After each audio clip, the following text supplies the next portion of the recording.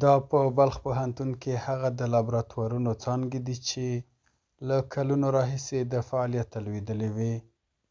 دغه لابراتوارونو څانګې چې د بلخ پوهنتون بېلابېلو پوهنځیو زده کړیالانو د عملي زده کړو لپاره جوړې شوې وې، د بلخ پوهنتون ریاست لخوا ورته د ځینو توکو بیا رغولو د مناسب ځای په ټاکلو سره یو وار بیا فعالې شوې. د بلخ پوهنتون مالی او اداري مرستیال مولوي بخت محمد مومنیار وایي د پوهنځیو عملي زده کړو د لابراتوارونو سربیره یې ځینې نورې بنسټیزې پروژې هم پر کار اچولې دي. زراعت لابراتوارونه و دوه د انجینري لابراتوارونه چې یو مکمل شوی دی، دوم باندې کار شروع دی، او د ساينس لابراتوار دی چې هغه تقریبا جوړ دی، چې مطلب مختلف بخشونه لري، او دوه درې بخش به کېدای شي فعال وي. خپله د ویترنري لابراتوار دی، د فارمسي لابراتوار دی، د انجینري معدن لابراتوار دی. دغه لابراتوارونه چې مخکې غیر مرتب وه، موږ ترتیبوار کړل، څه مصارف یې درلود هغه مصارف موږ کې وکړله. که کوم تجهیزات شیان چې ولته لابراتوار چې فعاله کېږي عموما تاسو ته معلومه ده د هغو تجهیزات د هغو وسایل چې دي هغه ډېر ګران دي.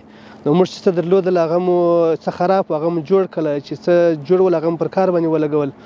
او د دې لابراتوارونو تر څنګ موږ نورې پروژې بلخ پوهنتون کې د دوو سړکانو پروژې تقریبا 15 کاله کېده. په دې کې پروژه غټه پروژه د سړک ته نه وه عملي شوې، د لوړو زده کړو وزارت په بودیجه باندې د هغو په مانګې باندې د هغو په مرسته او همکاري باندې بلخ پوهنتون کې دوې غټې پروژې د سړکانو هغې چې تقریبا 220 متره کېږي، ډبل سړک دی، دوه سړکه ده، او بل تقریبا 900 متره شاوخوا کېږي. دا دوه سړکان شروع دي. سربیره له دې چې د بلخ پوهنتون پوهنځیو مسؤلین د یادو لابراتوارونو د کچې لوړوالی د زده کړیالانو د زده کړې لپاره ګټور عملي ګام بولي، وایي د حکومت لپاره یې هم مادي او معنوي ګټې رسیدلی شي. بلخ پوهنتون ویترنري علومو پوهنځي لابراتوار د پخوا نه موجود و، خو په یو وړوکي اتاق کې بند یا محصور شوی و، او تقریبا اوږده مدت یې نه محصلینو ګټه نه پورته کوله.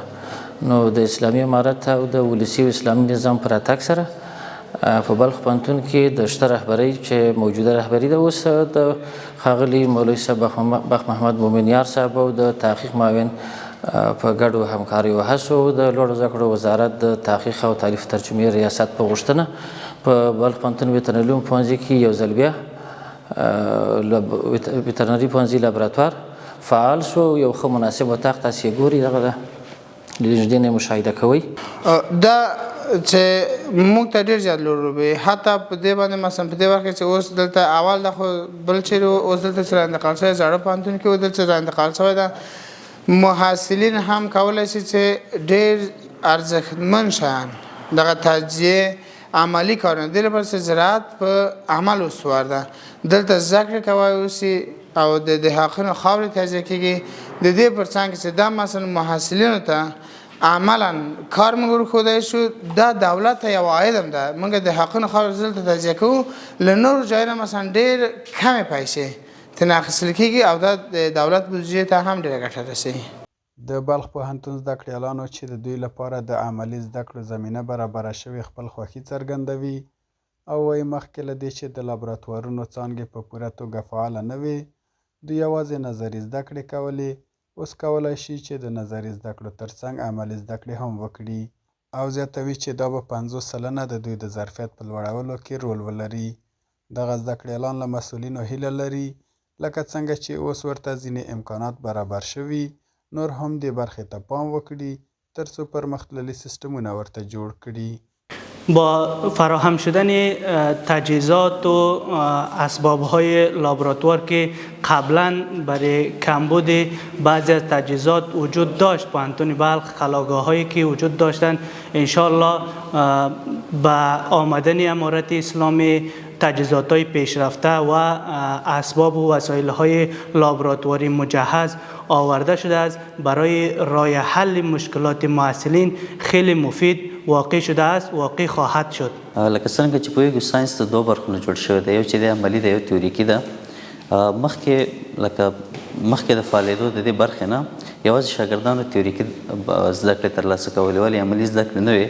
د دې فعالېدو سره شاګردان کولی شي چې عملي زده کړې ترلاسه کړي چې د هغوی په علم کې زیاتوالی راولي، لکه دا دوی ته ډېر مفیده تمامېږي، کولی شي عملي بخش ته داخل شي. د مشرانو نه غوښتنه دا ده چې دې برخې ته نور هم باید توجه وکړي.